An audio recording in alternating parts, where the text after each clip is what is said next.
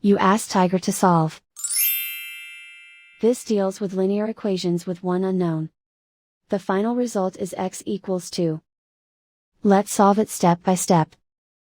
Group all constants on the right side of the equation. Add 6 to both sides.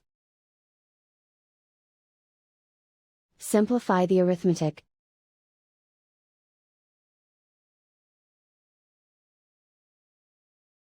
Isolate the x. Divide both sides by 3. Simplify the fraction. Find the greatest common factor of the numerator and denominator. Factor out and cancel the greatest common factor. And so the final result is x equals 2.